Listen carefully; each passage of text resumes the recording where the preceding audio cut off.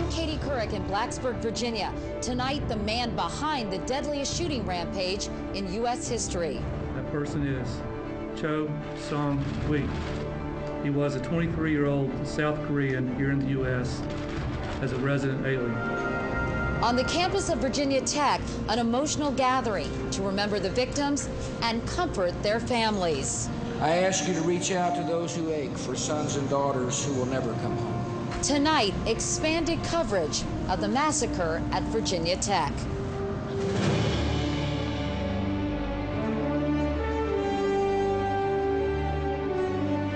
This is the CBS Evening News with Katie Couric reporting tonight from the campus of Virginia Tech. Hello, everyone. We're expanding our broadcast again tonight to a full hour to cover the tragedy here, a national tragedy, really.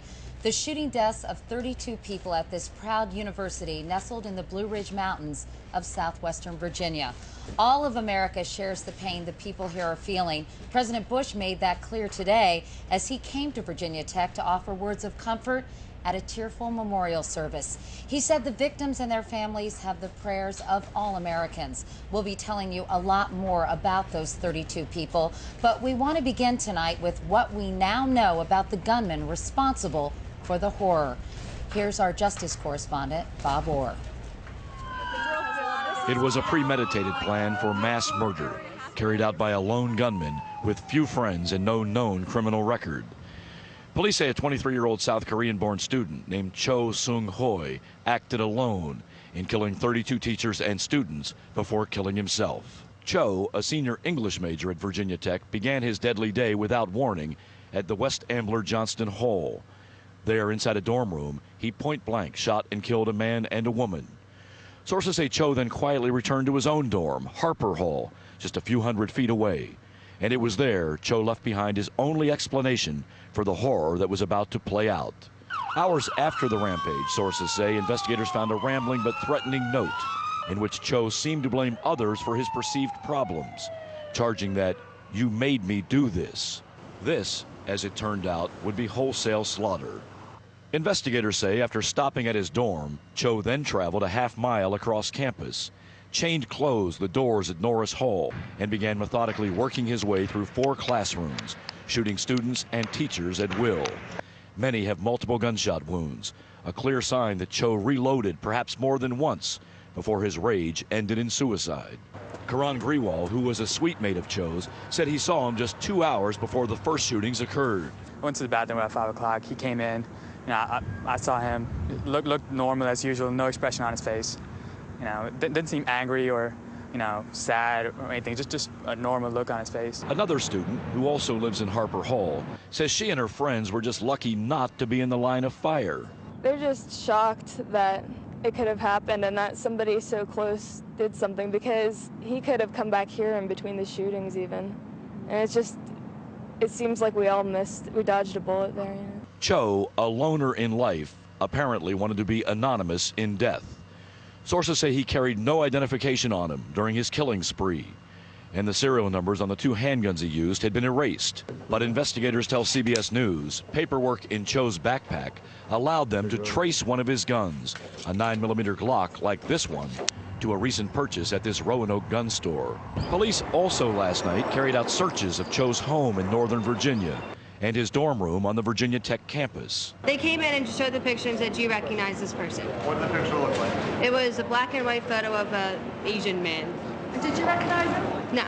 Police apparently found few people who knew the man, now responsible for the deadliest shooting spree in U.S. history. He just came in and showed us a picture of a guy and asked if we had seen him. I had never seen him before. Authorities still have no clear motive for the killings. 2 women who attended the same Fairfax County, Virginia high school as Cho were killed in the shooting, but investigators caution that may be a coincidence. And law enforcement officials are stunned that a man with no criminal past took such an immediate and violent turn.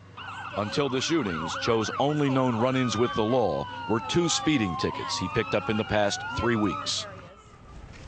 Now, there were some warning signs that we have to say with Cho. He has students in his writing class say that he often wrote twisted passages. They point to 2 screenplays that he wrote, Katie, It talked about death and revenge, two things that seemingly played out here on the campus. Bob Roy. Bob, thank you very much. Classes here at Virginia Tech have been canceled for the rest of the week. Norris Hall, the scene of unspeakable carnage, will be closed for the rest of the semester. This afternoon, this still shaken community came together, united in grief and the desire to comfort one another. It was the first gathering in the shattered community of Blacksburg, Virginia, since the massacre took place just over 24 hours ago. Mourners began lining up early. By 1 o'clock, Castle Coliseum, usually the site of raucous Virginia Tech basketball games, was filled to capacity. The overflow ushered into the football stadium. Thank you very much. President Charles Steger, the public face of Virginia Tech, who has answered a host of difficult questions in the last 2 days, was received by the student body, families, and friends with a heartfelt standing ovation. You all are going to make it difficult for me to finish the speech, I have to tell you. President and Laura Bush sat with members of Virginia's congressional delegation and Governor Tim Kaine. It's impossible to make sense of such violence and suffering. They were simply in the wrong place at the wrong time. Now they're gone, and they leave behind grieving families and grieving classmates and a grieving nation. The faces of so many of those in attendance reflected the shock and utter grief that has enveloped this campus. The convocation was meant to be a catharsis, a time of fellowship and support. At one point, the president joined others when a family member needed a hand and ultimately a shoulder to make it through this tragic time. As we share light one with another, we reclaim our campus. Let us deny death's power to rob us of all that we have loved about Virginia Tech, this our community. Let us cast our lot with hope in defiance of despair. The reality of the losses set in today as names and photographs of the dead began to circulate. They were no longer numbers, but mostly faces of young, vibrant students with life stories largely unwritten. Students like Ross Alameddine from Saugus, Massachusetts, an English major who, according to his Facebook entry, liked inline skating, the band known as the Beastie Boys, and to laugh and tease. Tell me a little more about Ross. Do you know what his dreams were for the future, what he wanted to do with his life? I don't know, but he was very smart and he knew what he was talking about. And when he made comments in English class, everyone listened, and he was just really funny. And it's going to be awful when I raise my hand and not have him make fun of me or joke with me or the teacher. Students like Rima Samaha from Centerville, Virginia, who went to the same high school as the gunman. She was described by friends and family as an incredibly sweet, charismatic freshman who loved theater and dance. When I need to heal, I don't want to feel pain anymore that I feel. It's just indescribable. I want it to go away. I just wish it never happened. And there were teaching assistants and professors as well. Liviu Libresco, an engineering professor and Holocaust survivor who was shot to death while barricading the doorway of his classroom so his students could escape. Meanwhile, in another room, sophomore Trey Perkins turned over 2 desks, hid between them, and prayed.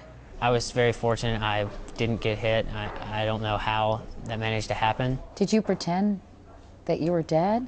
I just tried to not move, not draw any attention to myself. I was hoping maybe he thinks I've already been shot and he won't try to shoot me again.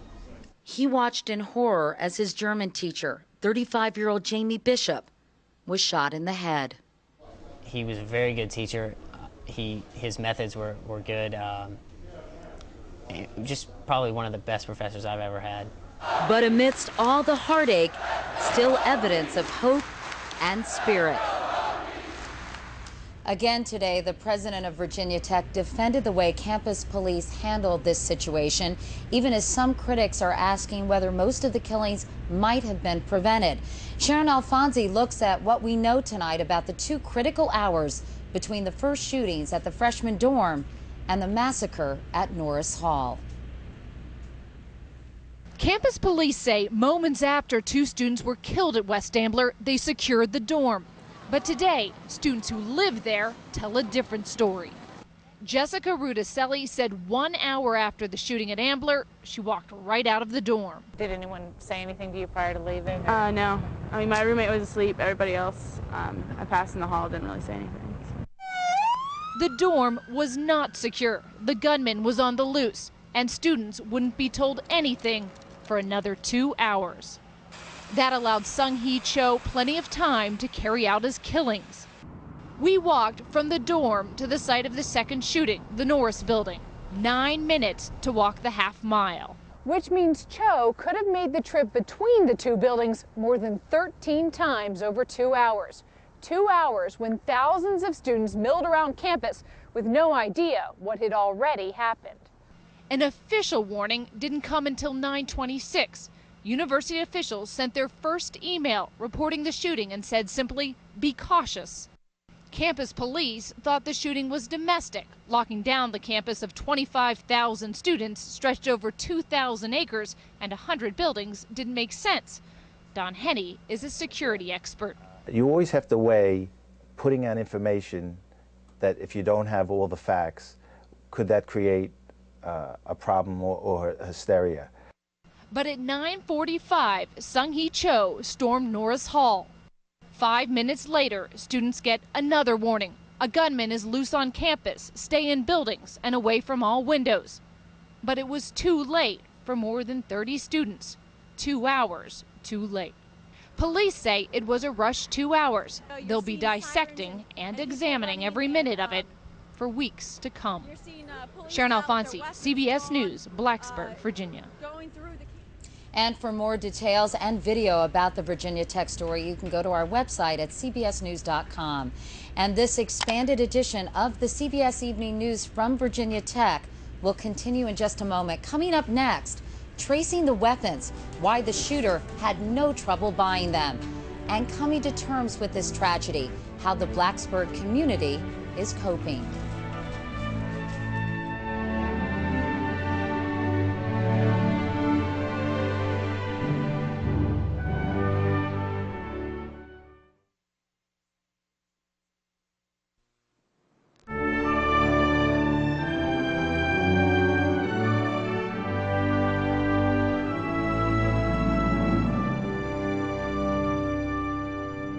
I cried when they wanted to cry. I hugged when they wanted to hug.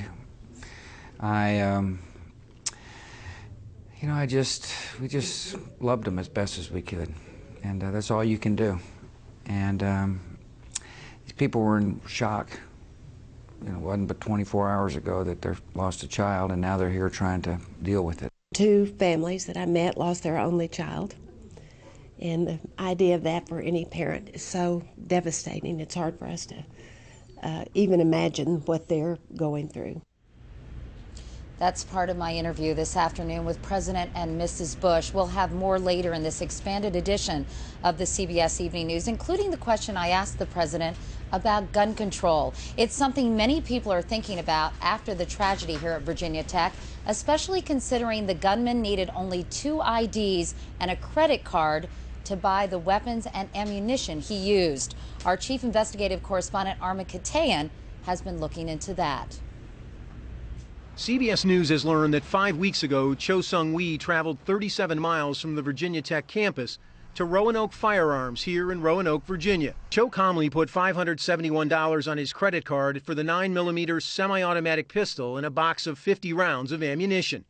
An altogether unremarkable sale, according to gun store owner John Markle. He was not nervous at all in purchasing the gun. He knew what he was doing. He'd had some knowledge of the gun. So just a typical sale. Wasn't anything out of the ordinary. Markle told CBS News that all documentation related to the gun, including the firearms transaction record, was picked up yesterday by 3 agents from the Bureau of Alcohol, Tobacco, and Firearms. Under federal law, to buy the gun, Cho had to show a government-issued photo ID, his green card, and proof that he lived in Virginia, in this case, his driver's license. He was also subjected to an instant criminal background check. It went right straight through. We did the state police check with the federal computers. He came back clean. As for the second gun Cho used in the killings, a .22 caliber Walther pistol, it was apparently bought sometime in the past week. That would have made that sale legal as well. Virginia state law limits the purchase of guns to 1 every 30 days. Markle says while his store has surveillance cameras, there is no record of Cho's visit because he recycles the video every 30 days. Roanoke Firearms sells about 2,500 guns a year, and this isn't the first time his guns have been linked to crime. According to ATF records, 32 guns involved in crimes between 1999 and 2003, including 27 handguns, were traced back to purchases from the Roanoke store. But nothing remotely close to the carnage on this once quiet campus. Armin Katayan, CBS News, New York. To help students here deal with a tragedy they could never have imagined, Virginia Tech's Counseling Center has extended its hours and lined up extra grief counselors. As Thalia Ashuris reports, the grieving process has unified this campus and this community. As the names of the dead became public and this campus began to grieve, students found solace in being together. And we all feel lost, we all feel just confused, and it's just nice knowing that we're here for each other, so it's great. Freshman Thomas Lane and his friends lost their dorm advisor, Caitlin Hamron. God bless her, God bless her family, God bless everyone who knew her. She's a great girl, she's an angel, and just we love her and we miss her. Last night, before they learned the terrible news, Thomas, who plans to be a pastor, led his dorm mates in prayer. You know, we feel so bad, we're so depressed, we're so devastated, you know. He and many students say faith is sustaining them. I still can't believe it. I mean, this whole thing has just been so hellishly surreal. Another freshman, Andrew Wagner, also waited for word of a missing friend. He read the names of the deceased on this reporter's BlackBerry. How do you wrap your head around this?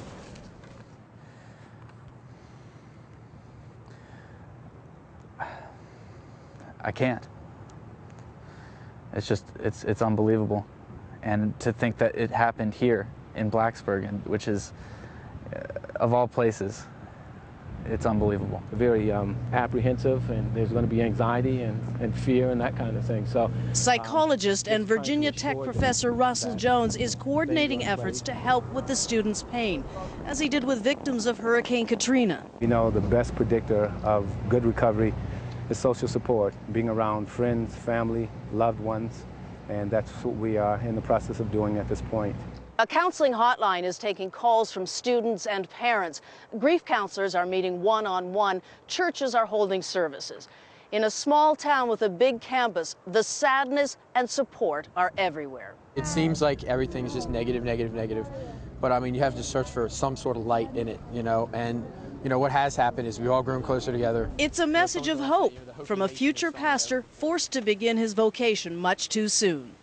Thalia Ashuris, CBS News, Blacksburg, Virginia. Coming up next from Virginia Tech, high-tech grieving, how Facebook has become a virtual gathering place for the sharing of emotions.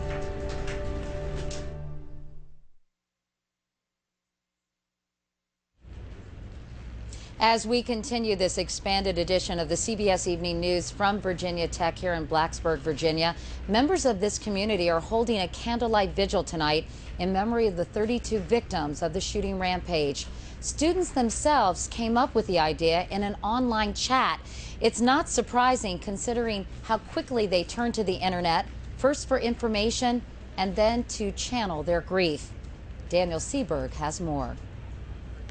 Angels, Godspeed, miss you already. For many Virginia Tech students, this is where they go to mourn their friends. Facebook.com, usually a massive digital yearbook. Today, a memorial site. Almost all of my friends are friends with someone killed. Some friends have written directly to the victims. A new flower is in heaven. We will miss you, little belly dancer. Another, you won't ever be forgotten. And this simple but powerful repetition, I love you, I love you, I love you. Facebook says it's having its busiest day ever, with more than 500 groups where people can write goodbyes. This group alone has more than 118,000 members. I just felt like I needed to get it out there, not just hold everything and, you know. Virginia Tech student John Casamano says he reached out online. I wrote, thanks everyone for praying for them, and it's important that we keep them in our thoughts and prayers, them and their families. Facebook also has tribute pages where anybody can express their grief and have, from across the nation and around the world. Messages from Singapore, India, Switzerland. There are countless other sites with similar emotions. Rest in peace. Our hearts go out to the loved ones. While these sentiments may be expressed in the virtual world, they can help those who have to carry on in the real one. Daniel Seberg, CBS News, New York.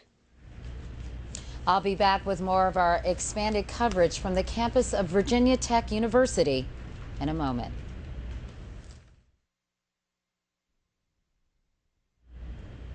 CBS News coverage of the massacre at Virginia Tech will continue on our website at cbsnews.com. I'll be back with more on this still developing story on a special edition of 48 Hours Virginia Tech Anatomy of a Rampage tonight at 10/9 Central. Some of our CBS stations will be leaving us now, but for many of you, this special edition of the CBS Evening News will continue in a moment.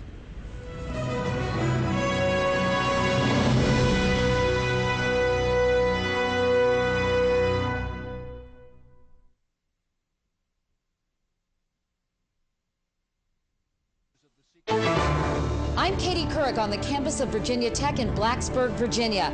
Tonight, the troubled loner behind the massacre. As investigators look for a motive, we'll talk with people who knew him. We'll tell you about his victims, the lives filled with promise that will never be fulfilled. Also, what drives people like this gunman to kill? We'll look at the most comprehensive study to date and the impact this tragedy is having on college campuses all across the country.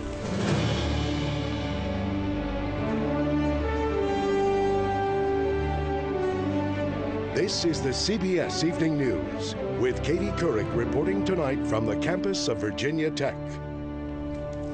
Hello again, everyone. And for those of you just joining us, we've expanded our broadcast again tonight to 1 hour to bring you full coverage of the tragedy here at Virginia Tech. In his remarks here today, President Bush called this a day of sadness for the entire nation. We learned a lot more today about the gunman behind the massacre, 23-year-old Cho Sung-hui. Cheryl Atkinson went to his hometown. New revelations today about a possible eerie coincidence between the Virginia Tech shooter and some of his victims.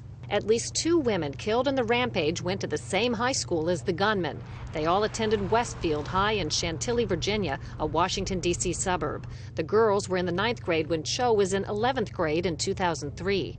Erin Peterson was on the high school basketball team and the school newspaper. Rima Shamaha was in the cooking club. She was beautiful. She was full of joy. She always laughed. She loved life. She loved to dance. She was just a terrific dancer. Everyone loved Rima. I mean, she was just so special. Family friend Luann McNabb says she doesn't know if Rima and Cho ever knew each other.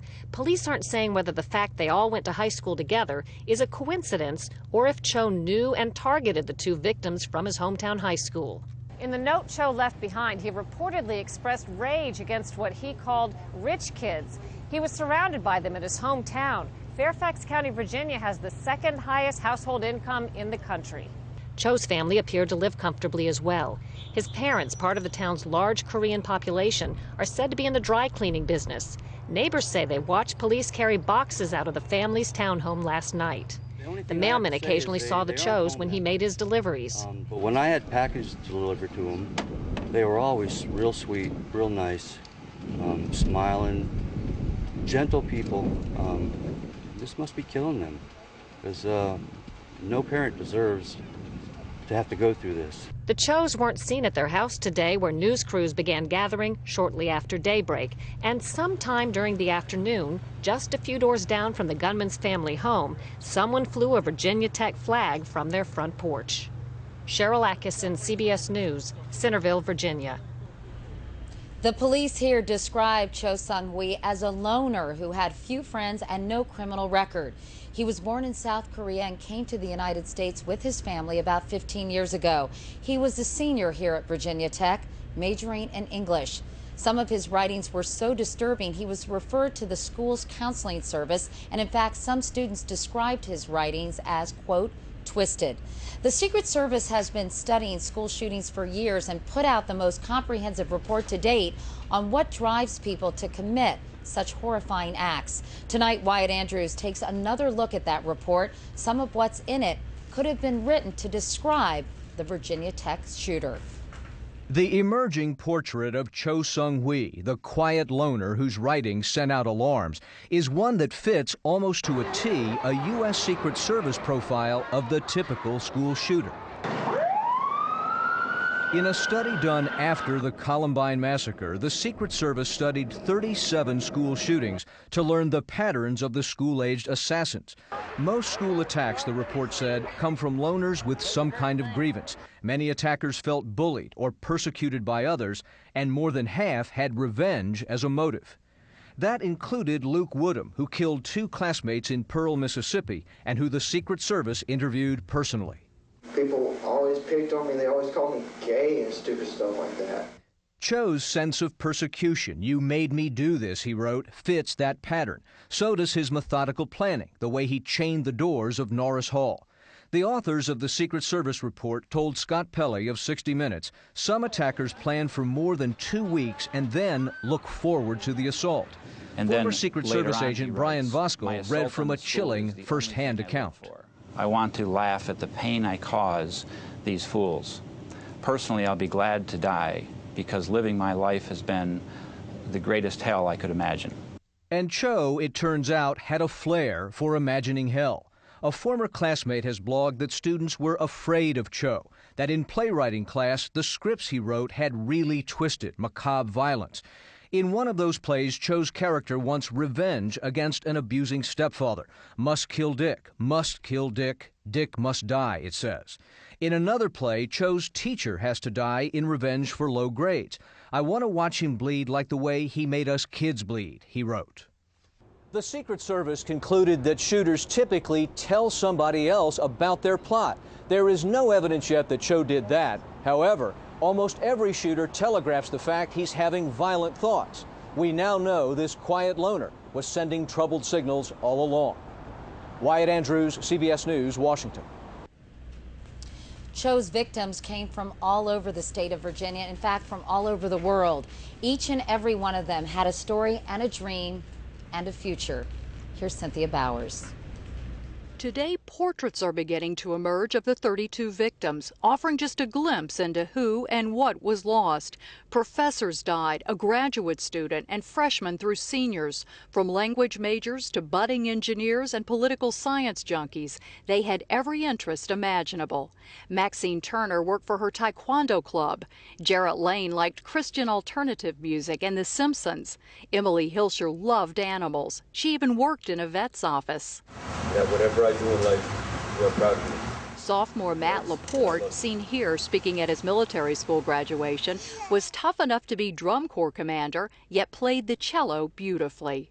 But to know that right next door, your neighbor's son was murdered. Relatives describe 19-year-old Mary Reed as someone who seemed to burst with life. I was Queen Mary and she was Princess Mary.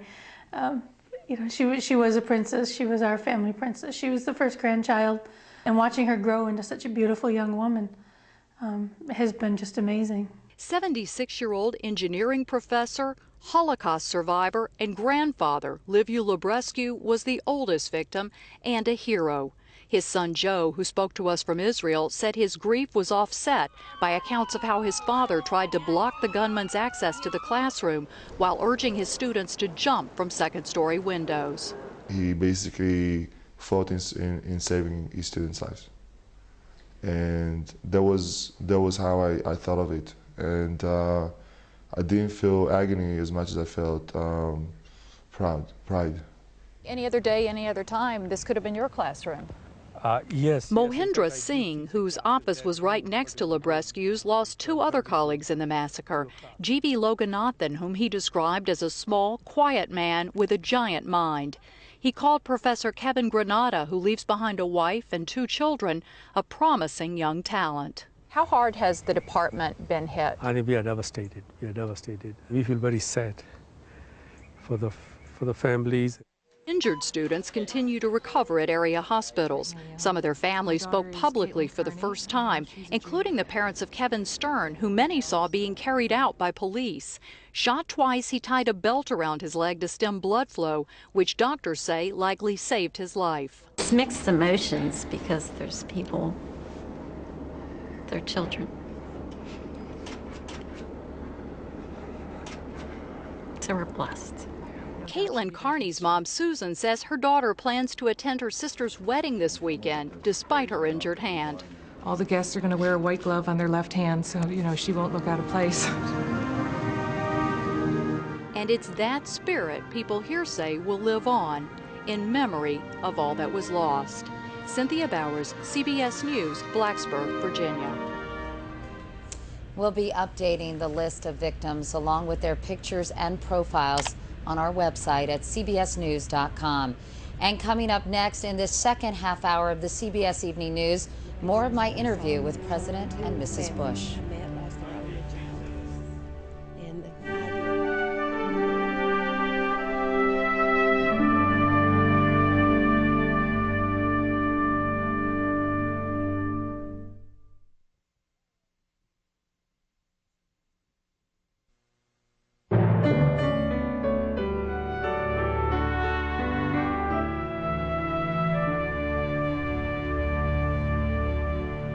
Back now with more of this expanded edition of the CBS Evening News. President Bush came here today to express his sympathy to the Virginia Tech family. And while that was happening, there was gunfire back in Washington on the White House grounds. 2 Secret Service officers were wounded when one of their guns went off at a security booth. A spokesman called it an accidental discharge. One officer was hit in the leg. The other got a shrapnel wound to his face. The injuries, though, are not considered life-threatening. President Bush asked to be part of what was a very emotional convocation held here barely 24 hours after the campus massacre. Students, parents, and faculty, clearly grieving, many of them in tears, filled the 10,000-seat basketball arena to capacity. They gave a standing ovation to Virginia Tech President Charles Steger, despite some anger that he didn't order a campus lockdown after the first shootings took place yesterday. As for President Bush, he told the gathering that people who have never met you are praying for you. Following the convocation, I sat down with President and Mrs. Bush and asked them about their private meeting with a wounded student and some 50 relatives of the victims. I cried when they wanted to cry. I hugged when they wanted to hug. We just loved them as best as we could. I could tell you both were shaken after spending some time with them, understandably so. What was it like for you, Mrs. Bush? 2 families that I met lost their only child. And the idea of that for any parent is so devastating. It's hard for us to even imagine what they're going through. Last year, after that horrific shooting at that Amish school in Lancaster, Pennsylvania, I know that you participated in a forum to see if more could be done to prevent violence in our schools. Has anything changed? Has anything been accomplished in the last year to make our students safer? I think so. I think there's an awareness as a result of some of these tragedies, and the Columbine tragedy, the Amish school tragedy. There's awareness for, the adults in the schools to pay attention to behavior that is unpredictable. This is just a big university. In a smaller campus, there's a lot more awareness. Here, it's just very difficult to protect from a person that became deranged. As you well know, after events like this, discussions about gun control inevitably follow. Sure. Is it too easy, in your view, for unstable people to purchase guns in this country? On the gun control debate, and there's inevitably going to be a debate, as there should be after an incident like this, I think now, my own view is that I haven't had time to reflect, nor do I know all the facts on what took place. I do know now's the time to help heal these hearts, and there's ample time for the debates that follow. Many of us, of course, think of our own children when things like this happen, and I'm just curious whether you have talked to your girls, Jenna or Barbara, about what transpired here. They're horrified and sad, and especially for them who are such recent college graduates. It was good to hear their voices. It was good to hear their voices. Yeah, it's when I hugged the guy behind me, I was just thinking, I can't imagine what it's like to try to go through what they're going through. The only thing you can do is hope that if they find some solace, some power that helps them be comforted in the midst of their sorrow. The great thing about our society is there's a lot of love, and that I truly believe out of these evil acts come some goodness. It's just hard to see it in the immediate aftermath. Still ahead from Virginia Tech, the massacre here has had a major impact at colleges all over the country. What it means for campus security everywhere when we come back.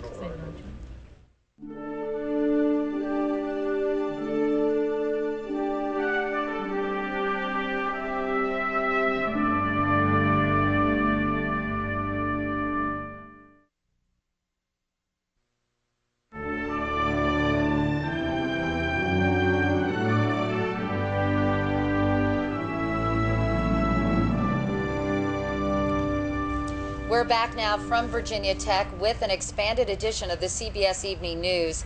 After the tragedy here, college administrators all over the country are taking a long, hard look at how they handle emergencies. And at some schools, a new security crackdown began today.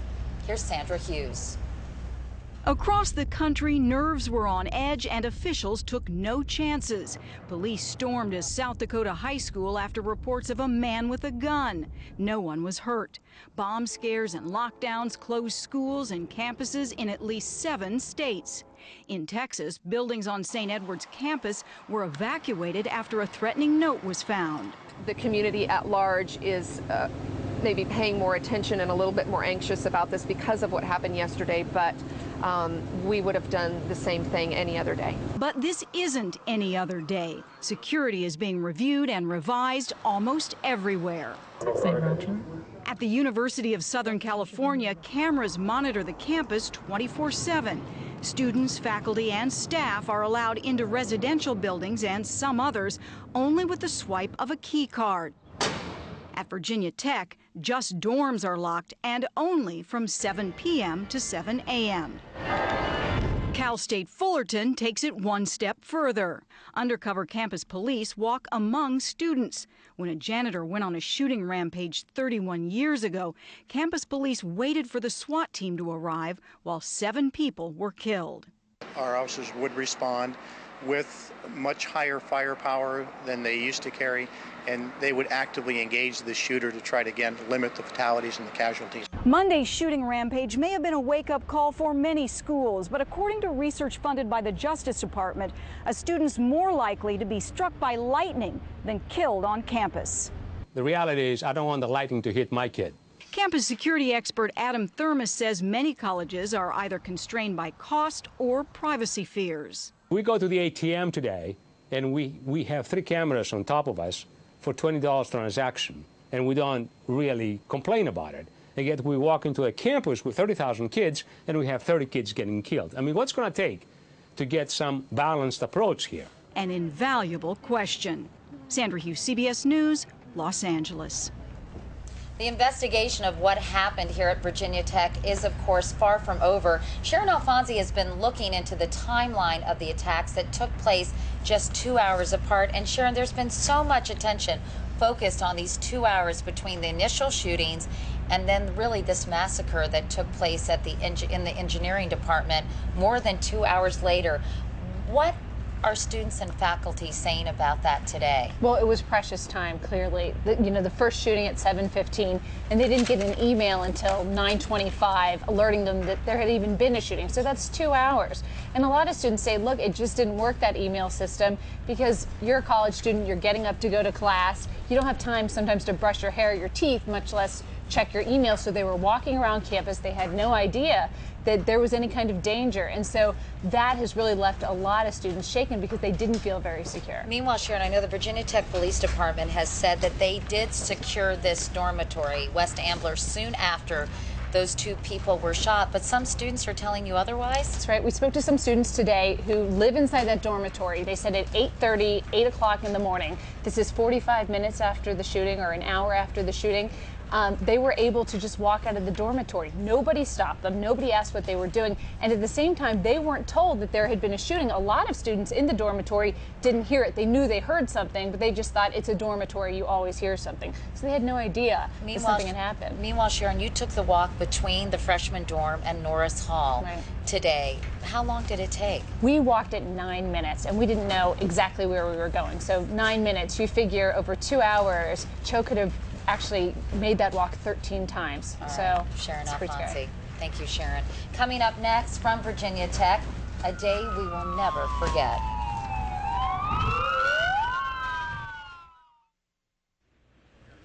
We'll have much more about this story first thing tomorrow on The Early Show, and I'll be back later this evening with a special edition of 48 Hours, Virginia Tech, Anatomy of a Massacre at 10 o'clock, 9 Central, right here on CBS. There are no words to describe the shock and the sorrow that have descended upon this campus and its extended family. So as we leave you tonight, we'll let the pictures and sounds of the last 2 days here at Virginia Tech speak for themselves.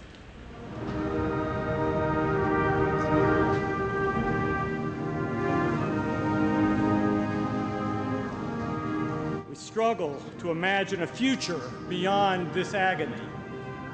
If we ever harbored any illusions that our campus is an idyllic refuge from the violence of the rest of the world, they are gone forever. Well, today the university was struck with a tragedy that we consider of monumental proportions. Utter shock how anybody could do this to anybody else. And it makes you think, why those people? Why not me? There were probably 15 to 20 people in our class, and he shot maybe 10 to 15 of them. By the end of the morning, it was the worst day of violence on a college campus in American history. And for many of you here today, it was the worst day of your lives. Would we all please rise to observe the moment of silence? We are Virginia Tech. We are strong enough to stand tall, tearlessly. We are brave enough to bend a cry, and sad enough to know we must laugh again. We are Virginia Tech.